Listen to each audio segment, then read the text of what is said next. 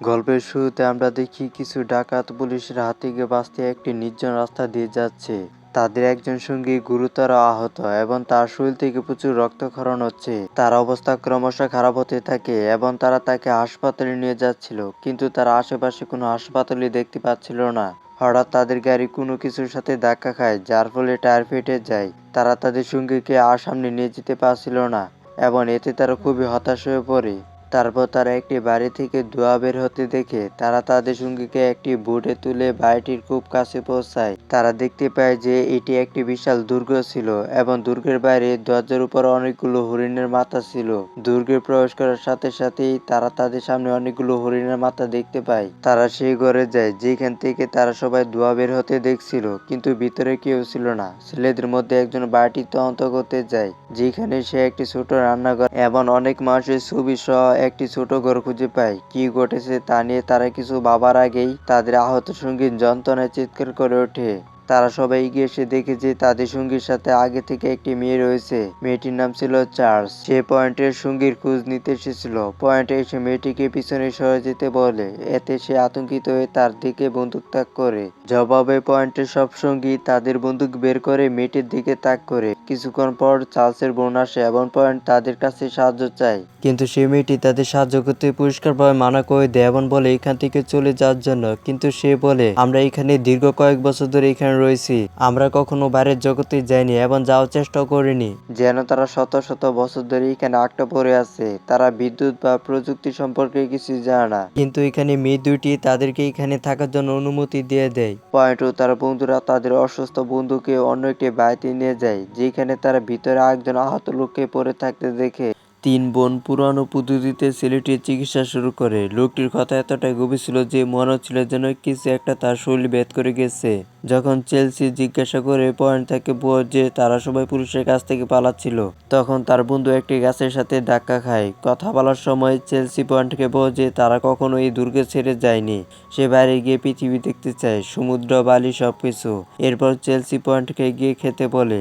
এখন আমাকে শুধু এই লোকটার শরীরটা সেলাই করতে হবে। পয়েন্টে চলে যাওয়ার সাথে সাথে চেলসির লোকটির আঘাতের কারণে তার মুখ সেলাই করতে শুরু করে। সিনেমার পরবর্তী দৃশ্যে আমাদের দেখানো হয় যে চেলসির দ্বিতীয় বন্ধু পয়েন্টের অন্য বন্ধুকে অন্য একটি জায়গায় নিয়ে গিয়েছিল, কারণ তাদের পয়েন্টের বন্ধুদের জন্য বিছানার ব্যবস্থা করতে হয়েছে। কিন্তু যখন তারা সেখানে পৌঁছায়, মেয়েটি লোকটিকে বিছানায় শুতে বলে। আসলে সেটি কোনো বিছানা ছিল না, বরং একটি ফাঁদ ছিল।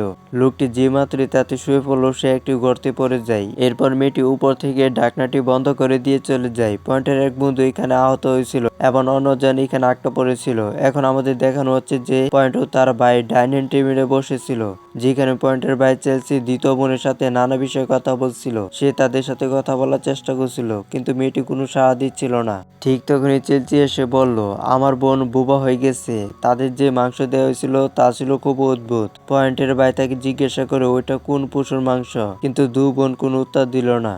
পয়েন্টের ভাই বলল, আমি আমার খাবার নিয়ে আমার আহত সঙ্গীর কাছে যাচ্ছি।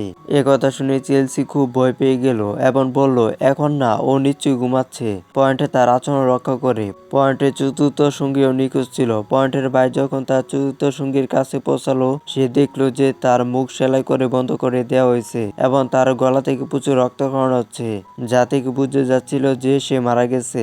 এসব দেখে পয়েন্টও খুব বিচলিত হয়ে পড়ে। হঠাৎ পয়েন্ট কোনো একটা প্রাণীর গর্জন শুনতে পায়। সে দ্রুত তার বন্দুক বের করে, কিন্তু তার সামনে কি এলো না এবং তারপর সেখানে শুয়ে থাকা আহত লোকটি হঠাৎ উঠে দাঁড়ায়।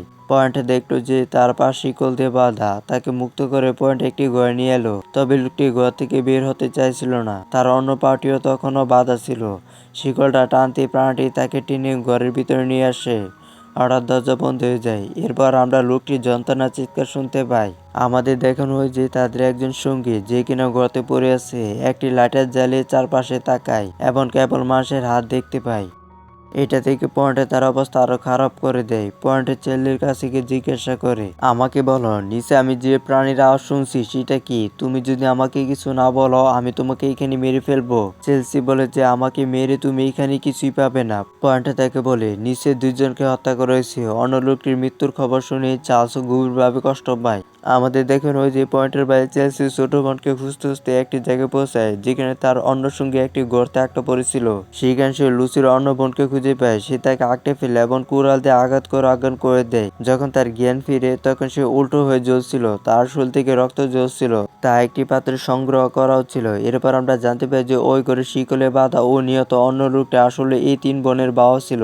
সবচেয়ে ভয়ানক ঘটনা এইখানেই ঘটে। মৃত লোকটি হঠাৎ উঠে দাঁড়ায় এবং ধীরে ধীরে তার মৃতের দিকে এগিয়ে যেতে শুরু করে, কিন্তু লুসি এখানে খুব চালাক। সে একটি কুড়াল দিয়ে তার মাথা কেটে ফেলে। সে তাদের বাড়িতে তদন্ত করতে গিয়ে এমন একটি জায়গায় পৌঁছায় যেখানে অসংখ্য গাড়ির লাইসেন্স প্লেট ছিল।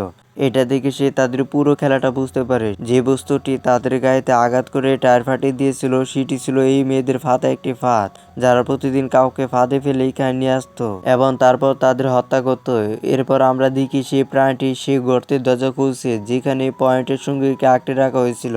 প্রাণীটি তাকে ধরে ফেলে এবং ঘটনাস্থলে হত্যা করে ফেলে। এদিকে চেলসির ছোট বোন পয়েন্টের ছোট ভাইয়ের কাছে আসে। সে পয়েন্টের বাইরে একটি ছবি এঁকেছিল। তারা যাদেরকে টার্গেট করে এখানে নিয়ে এসেছিল সে তাদের সবার ছবি আঁকতো।